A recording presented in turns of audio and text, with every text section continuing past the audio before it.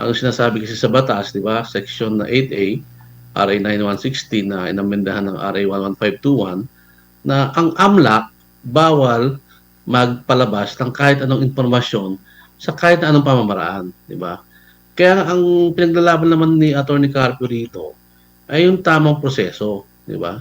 Yung pagsunod sa batas na mismo ang Kongreso ang nagpasa. Makakasama natin ang abogado po ni Attorney Man Scarpio, si Attorney Peter Paul Danao. Attorney, good evening. Si MJ po sa SMNA Nightline News. Good evening, MJ. Yes, sir. At kayo po ang flavor of the day na dito po sa kasong isinampa po ninyo sa ilang mga personalidad at institusyon. Hindi lang ito institusyon, attorney, ha? Malalaking institusyon po itong binabangga natin. Sir, itong financial disclosure sa nagkaraang hearing ng House Justice Committee, gaano kalaking dagok ito sa pamilya Duterte, particularly po sa inyong kliyente? Well, so far as kay Attorney Carpio, ang pinaglalaban naman namin dito ay kung ano yung nasasaad naman sa batas, no?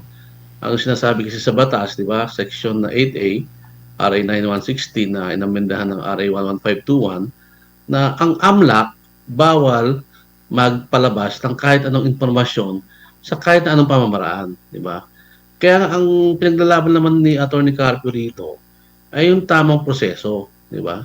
Yung pagsunod sa batas na mismo ang Kongreso ang nagpasa. Kung sinabi ng Kongreso bawal, bawal, di ba? At kung lumabag ka sa kautusan na yon, sa batas na yon, may kapurasahan, di ba? May parusang 8 years yan, yung violation ng secrecy of information ng AMLAC. Kaya yun naman ang pinaglalaban namin dito, MJ, na sundin ang batas at kung hindi ka sumunod, may parusa, pwede kang kasuhan, di ba? So, wala po rito tungkol kung ang impeachment ba ay tama. Ang pinaglalaban dito is yung mismong batas na nagsasaad na bawal ang AMLAC na maglabas ng kahit anong informasyon. Opo, sir, kayo po'y abogado. Ano po natin, i-educate natin yung mga kababayan. Ano po bang role ng AMLAC, sir?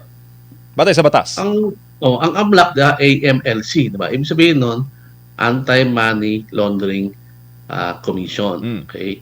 So, ibig sabihin nun, siya yung nag-iimbestiga kung yung mga dumaan ba sa bangko, parang naglalaba ka ng pera, money laundering. Diba? Kaya yung RA 9160, yan po yung batas na tinataguyod ang AMLAC. So, nandiyan po nakalagay kung ano yung mga kapangyarihan ng AMLAC, nandiyan din nakalagay kung ano yung mga limitasyon ng mga kapangyarihan ng AMLAC. Noong 2021, pinasa po ang RA 11521 kung saan dinagdagan ang mga limitasyon ng AMLAC. Doon sa 11521, merong section doon 8A. Diba? Bago lang to 2021. Nung bago ng 2021, wala pa tong section 8A. Ang 8A, nakalagay doon, the AMLC and its secretariat shall not reveal in any manner any information obtained by their office. So malinaw po yun na yung AMLAC, yung mga impormasyon na galing sa mga bangko, na binibigay ng mga bangko sa AMLAC, hindi niya pwedeng isiwalat. Kasi nga, ang AMLAC, ang kanyang layunin ay imbestigahan yung mga impormasyon na to kung merong money laundering offense.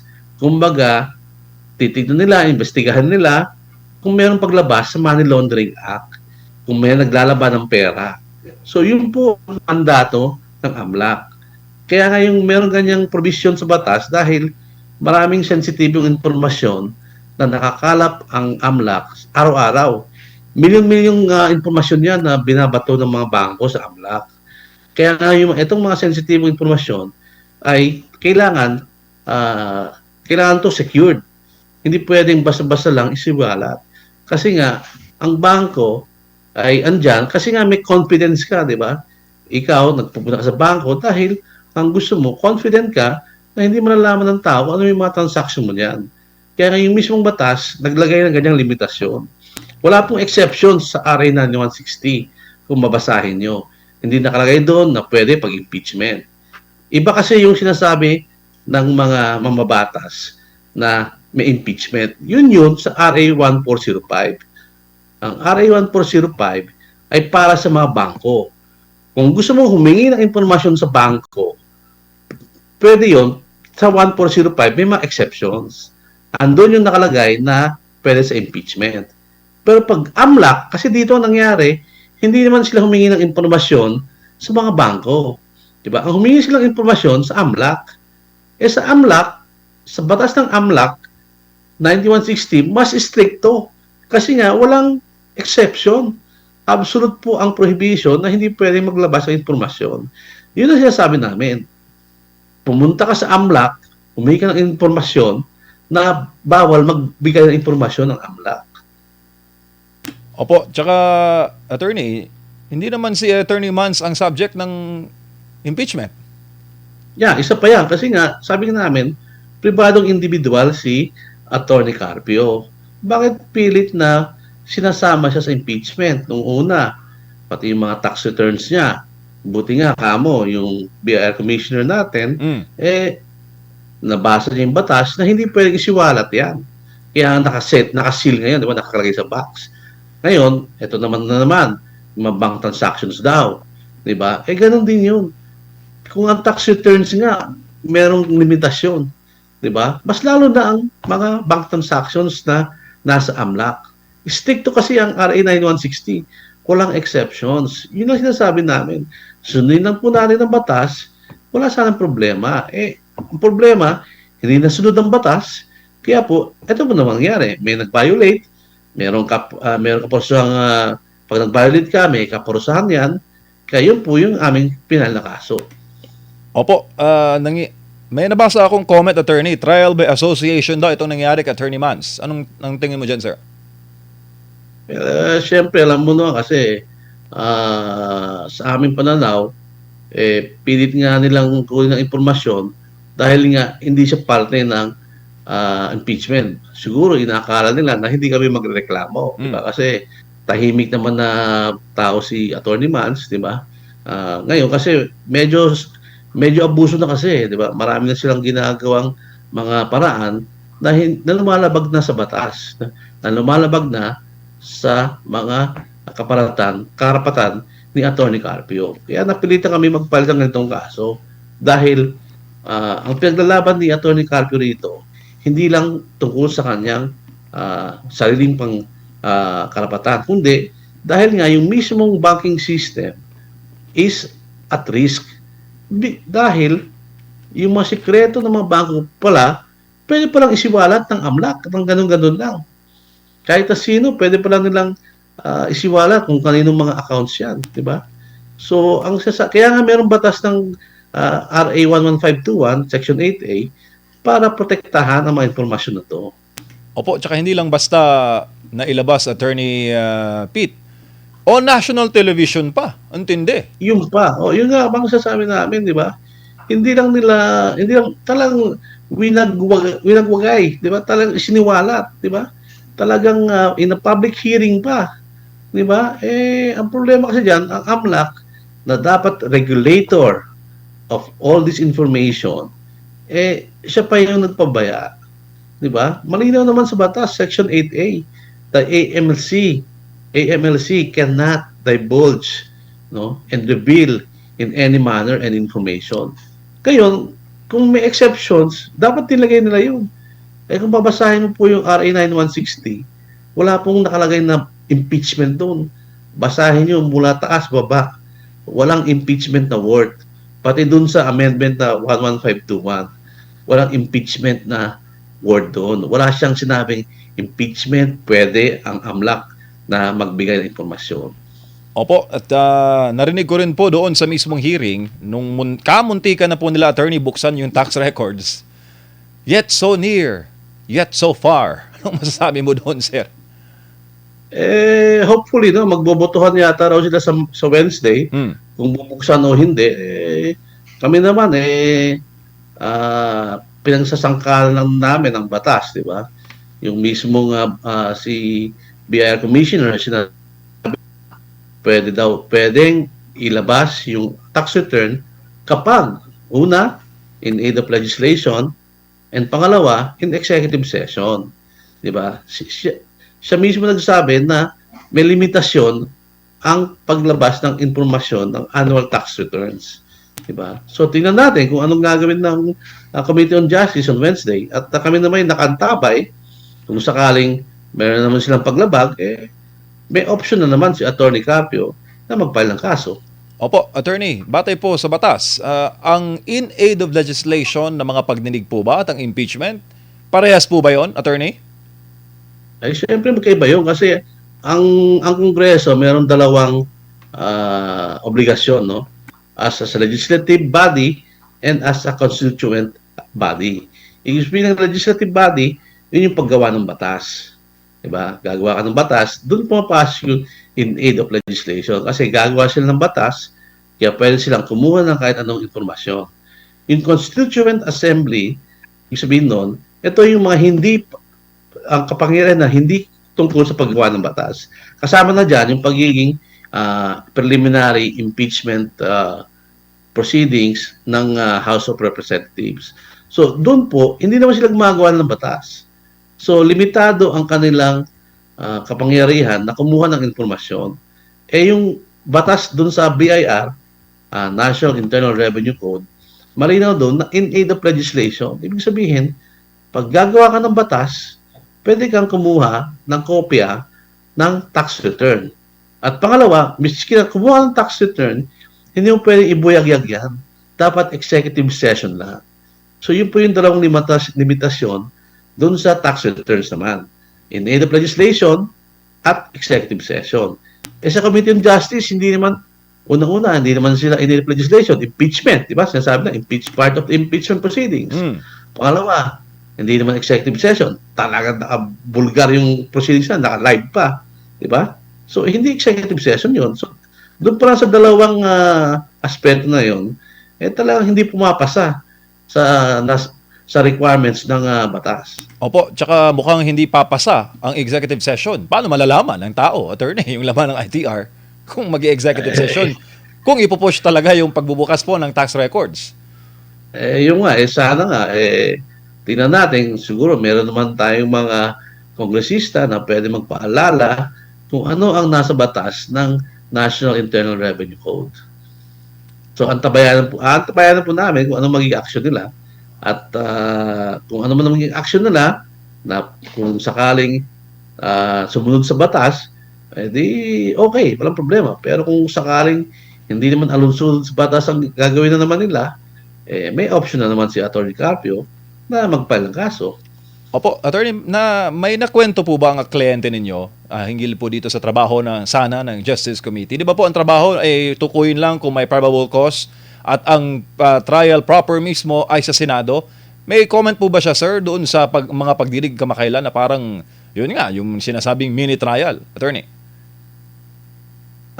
Ayaw na sana namin mag-comment dyan sa proceedings na yan kasi nga unang-una, hindi naman parte ng impeachment si Atty. Carpio at meron din naman sariling abogado si VP Sara para sagutin yan. Pero ang narinig ko sa mga press release ng mga abogado ni VP Sara at tulad ni Atty. Mike Powa, I think they're very eager to face the impeachment complaint pag nasa Senado na. Opo. Sir, saan papasok dito yung consent? Sa paglalabas po ng bank records o yung pinalabas na impormasyon ng AMLAC? Siyempre, yun ang sasabi namin na ang pwede lang maging exception sa tingin ko is kapag pumapayag yung may-ari ng bangko, ng bank account, na ilabas yung impormasyon. Diba? Dito, nag-warning pa kami noong April 16 sa AMLAC na wag kang maglalabas ng impormasyon kung ikaw ay hingan ng impormasyon ng House Committee on Justice. Dahil nga, bawal sa batas na maglabas ka ng impormasyon. At pangalawa, sinasabi namin na wala namang kapangyarihan ng Committee on Justice kay Atty. Carpio kasi hindi naman siya parte ng impeachment proceeding.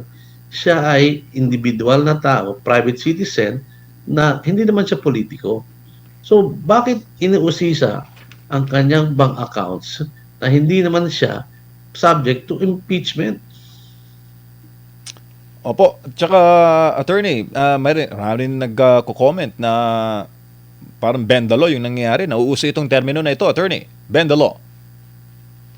Ayun nga, sinasabi namin na malinaw naman po yung batas, di ba?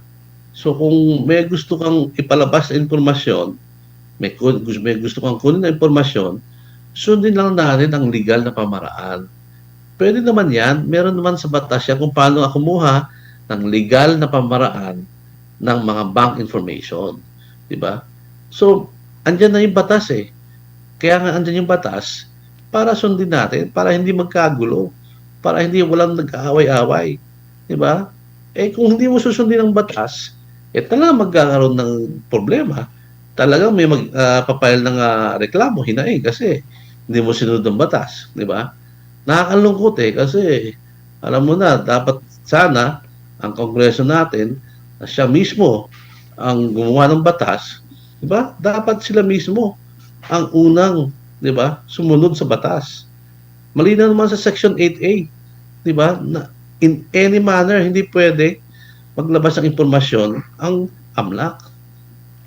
Opo, sir, ito ay katanungan po ng mga kritikal kay Attorney Man Scarpio at kay Vice President Sara Duterte. Sabi dito, why not itong mga inyo pong mga pahayag at komento, why not daw hindi dalhin sa House Committee on Justice, doon daw sagutin?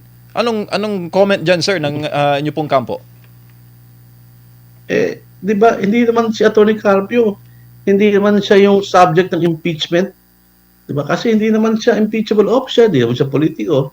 So bakit siya pupunta ron para magsalita, para i-refute yung mga allegations na to? Insofar as kay VP Sara, I think her lawyers also has their own legal position. Bakit ayaw nila mag-appear? Dahil kina-question yata nila yung jurisdiction ng House Committee on Justice at saka yung proseso kung dapat ba talagang na tuloy pa rin ang impeachment complaint dahil nga yung first two complaint ay na-dismiss, di ba? So meron ganong aspeto na legal na I think nasa Supreme Court na, no? So basta kay Atty. Carpio, bakit naman siya pupunta ron, di ba? Ba't niya ipipilit ang sarili niya sa isang proseso na hindi naman siya parte? Yun nga sinasabi namin, private individual siya, hindi naman siya impeachable officer, hindi siya politiko. So bakit siya pilit na sinasama sa impeachment proceedings? Opo, attorney, ano po ang mensahe nyo sa taong bayan? Lalo pat maganda yung tinuran mo kanina, sir. Lumalaban ho kayo, hindi lang po para sa panig na Attorney Mans, kundi para sa panig po ng lahat ng mga Pilipinong account holder o may bank accounts na pwede pala o national TV pa, iboyang-yang yung mga impormasyon na dapat sana ay sealed o secretly lang sa mga bangko lang dapat at sa account holder. Yun ang sa amin MJ, kung kayo po ang nasa sitwasyon ni Atty. Carpio na pwede palang ilantad ng lahat ng inyong banking transactions, no? Mula sa umpisa hanggang sa dulo, di ba? Hindi ba kayo magrereklamo? Di ba? At sinasabi nila, ano daw, na kasi may impeachment, di ba? So kaya nilang gawin na kumuha ng impormasyon. Meron pong hangganan ang pagkuha ng mga impormasyon. Dapat po legal, di ba? Kasi kung may akusasyon ka, hindi ibig sabihin noon, pwede ka nang gumawa ng illegal. Na pwede ka nang isantabi mo na wag mong sundan ang batas. So kaya nga po merong batas para magkaroon po tayo ng rule of law. Yun po yung rule of law na sundin mo ang batas, kung may reklamo ka, sundin mo ang batas, kung paano mo kumuha ng impormasyon, kung paano mo kumuha ng ebidensya, para legal. Legal lahat. Kasi nga, meron sinasabi sa batas na you have to prove your case in the legal way and observing due process. Di ba? So, hindi porket may akusasyon ka sa isang tao, pwede mo nang kumuha ng illegal para lang mapatunayan ang inyong akusasyon. Di ba? Ilagay mo sarili nyo, kayo may akusasyon, akusa kayong may ginawa na hindi tama. Di ba? Gusto nyo ba na patunayan yan kahit na anong pamaraan, miski na illegal. Di ba? Yun ang sinasabi na Attorney Juan Scarpio na you have to follow the law. We have to follow the law. Di ba? Kaya kami batas yan para sa lahat. Hindi lang para sa amin, hindi lang para sa inyo, para sa kanila. Ang batas, para sa lahat. Pantay-pantay dapat. Opo, sir, may mensahe rin po ba kayo sa House Justice Committee? Hindi pa po tapos ang kanilang mga pagdinig. Baka po madagdagan po ang mga opsyon na pwedeng gawin po na Attorney Man Scarpio. Well, I think marami na pong abogado sa House Committee on Justice. And I think and I hope that they will revisit, no? They will read the law and then apply the law in accordance with their actions sa Wednesday. Opo, Attorney, maraming salamat po sa inyong panahon, sir, at mabuhay po kayo. Thank you, MJ. Thank you. Yan po si Attorney Peter Paul Danao, Legal Counsel po ni Attorney Man Scarpio.